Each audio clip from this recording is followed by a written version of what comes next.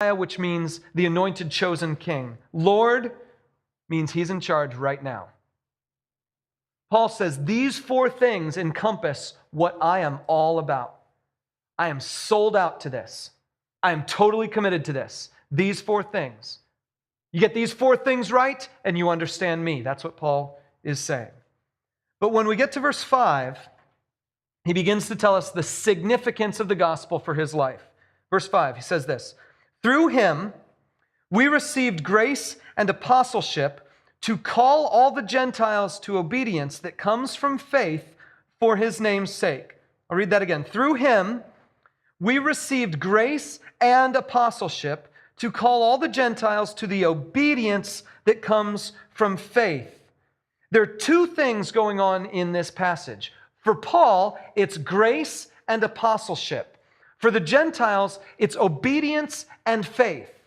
Grace and apostleship, obedience and faith. These are these two ideas that are coming up. And so for Paul, he says grace and apostleship. Grace means God forgave me for all the crud I've done. Apostleship means God gave me a job to do. Okay? And his job is to go to the Gentiles, the non-Jewish people, and to call them to obedience. The job God is giving to the Gentiles is obedience. But how do they obey? They obey through the faith that empowers them. See, there have been a number of people through the years who have said that the Apostle Paul is all about believe in Jesus, he forgives your sins, and you're done. That's it. That's all you need to do. Paul is the guy who preaches justification by faith alone, which basically means you're right with God based on your faith alone. Paul's the guy who preaches God's grace is sufficient for you. He showers his grace on you, you're cleansed, that's it. All you have to do is believe. And so some people who read Paul wrongly will say that all I have to do is believe and I'm good. Okay? But there are other parts of the New Testament that sometimes people say contradict with Paul. See, there's this place in James where it says faith without works is dead. And so that means if you're not doing anything because of your faith, then your faith is meaningless. So therefore, you're saved by doing stuff too, not just believing, according to people who read James to contrast with Paul.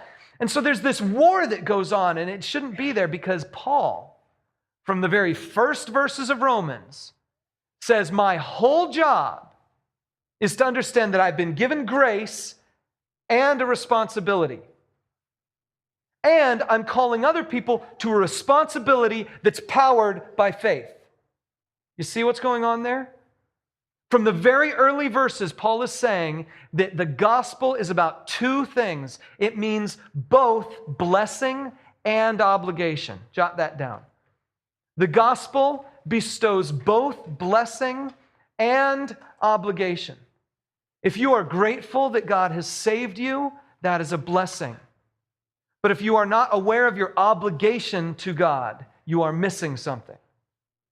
Because Paul says, I've been given grace and apostleship to call people to obedience that comes from faith.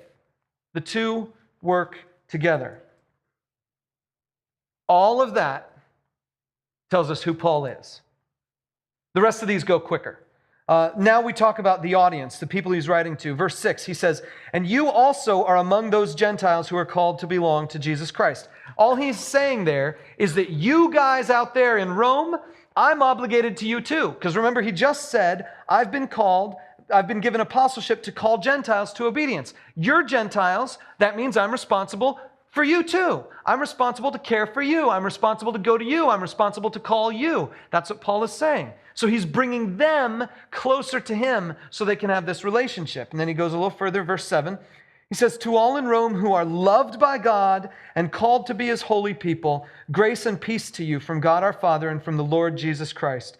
And the only thing I want to recognize here for you, just by way of observation, is that remember Paul is a Jew and he's a Pharisee. And he's using two phrases to talk to the church in Rome that would shock any Jew.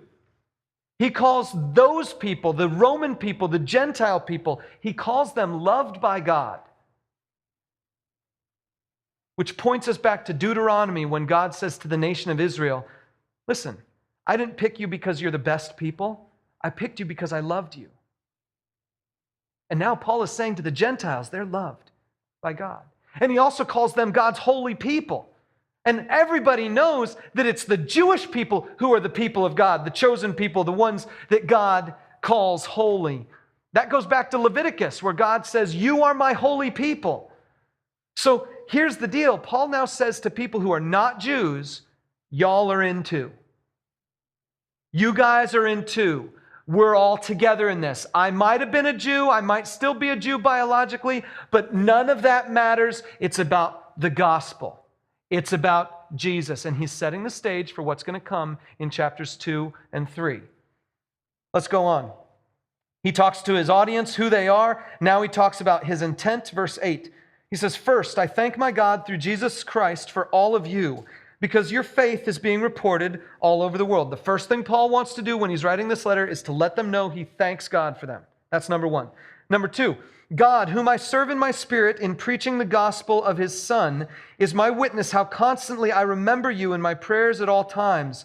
And I pray that now at last, by God's will, the way may be opened for me to come to you. Number two, that's his second thing. The reason he's writing this letter, number one, he wants them to know he appreciates them. Number two, he wants them to know he's coming. He's on his way. Number three, he says this, "I long to see you so that I may impart to you some spiritual gift to make you strong." There's a part of that to me sounds a little bit cocky. You guys are already a church. You're already out there. You're already doing good things. I'm thanking God for you. I'm praying about you because the whole world is beginning to hear the rumors of how powerful and strong and faithful the church in Rome is. So I want to come to you to give you strength. Wait a minute. If the church in Rome is really all that good, why does Paul think he's got something that can strengthen them? Who does Paul think he is to be so strong? Keep going a little bit. He might be aware that might sound a little cocky, so he steps back just a little bit. Verse 12, he says, "That is so that you and I may be mutually encouraged by each other's faith." That is, that you and I may be mutually encouraged. Okay, so we're going to encourage each other. It's not just that I'm going to strengthen you, it's that we're going to encourage each other. But he goes back to it. Just keep going. He says, "I do not want you to be unaware, brothers and sisters, that I planned many times to come to you, but have been prevented from doing so until now, in order that I might have a harvest among you, just as I have had among the other Gentiles." His encouragement is to receive a harvest, not money, but souls. He wants to win people to Jesus, and he wants to have a few more notches in his belt to say, here are a few more people that I've helped come to know Jesus. So he wants to go to them to strengthen them and to reap a harvest. And it's almost like, well, wait a minute, doesn't that just sound cocky? Let me draw an analogy for you. Let's assume that this last few weeks in the NBA Finals, that you had the Oklahoma Thunder and you had the Miami Heat, and let's just assume that the guy who eventually won the most valuable player, LeBron James, no one knew about him before the finals. Let's assume that he was always in the locker room. The Heat knew about him. They knew how good this guy was, but they didn't need him, so they just left him in the locker room every game all season long. No one knew about him. He was their secret weapon. Let's assume that, okay? He's their secret weapon. They've gone through the whole season. They've fought everybody, played against everybody, and they've won. And now they're in the finals. Here's the Oklahoma Thunder, and they got their guys, Durant and these dudes. And then you've got the Heat over here, and they got Dwayne Wade, and they've got the Bosch, and they got all these guys. But they've got their secret weapon. So now, let's say there's a press conference, and the Heat say, oh, we're totally going to win.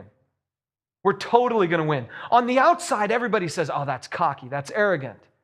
But for them, it's not really arrogant because they've got a secret weapon. They know something no one else knows. The secret weapon is strong enough to accomplish the goal of like 4 or 5 different of these guys. In fact, the media, if LeBron James were a secret weapon this last year, the media would have been a lot easier to listen to. But anyway, I'm just going to say that. So here's the deal. If that were the case, it wouldn't really be cocky, because they know they've got a secret weapon. I think Paul's doing the same thing. He's not really cocky. He's not really arrogant because he has a secret weapon. And he's just about to tell them and us what his secret weapon is. So let's look at it. This is his reason, beginning of verse 14. The first reason he's coming to them is that he is obligated. See, there's that word. I am obligated both to Greeks and non-Greeks, both to the wise and the foolish. That's why I'm so eager to preach the gospel also to you who are in Rome. As long as there's a Gentile out there, as long as there's a smart person out there, as long as there's a Jew out there, as long as there's a foolish person out there, I'm obligated to them. He's basically covering the entire human spectrum. As long as there's someone out there who's smart and there's someone out there who's dumb, I'm obligated to both of them. That's what Paul's saying. As long as there's a Jew and a non-Jew, I'm obligated to them. And so if you're there and you're one of those, which you are, then I'm obligated to you too. And I need to get there because I have this obligation from God. So that's one thing. He's got this internal sense of obligation. But just because he feels obligated isn't the whole story. He has a secret weapon. Look at the next verse. 16, for I am not ashamed of the gospel. And when he says I'm not ashamed, he means I'm really confident.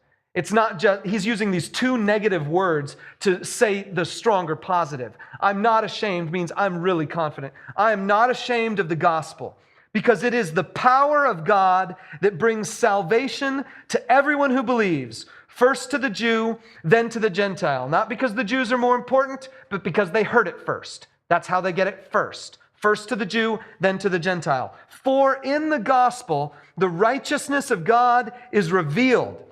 A righteousness that is by faith from first to last, just as it is written, the righteous will live by faith.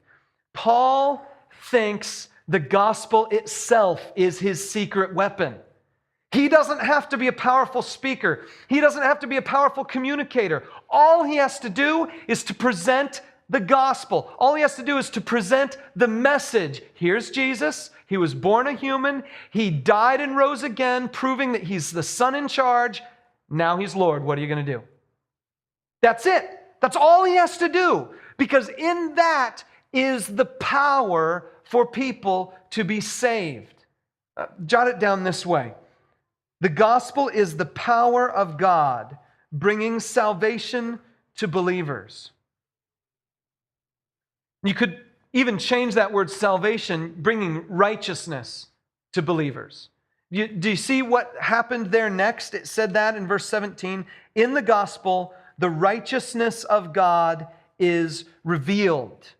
Now, God is righteous, meaning that he always does the right thing. He never makes a mistake. That's what righteousness means.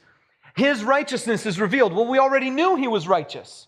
But look what Paul says next. He says, a righteousness that is by faith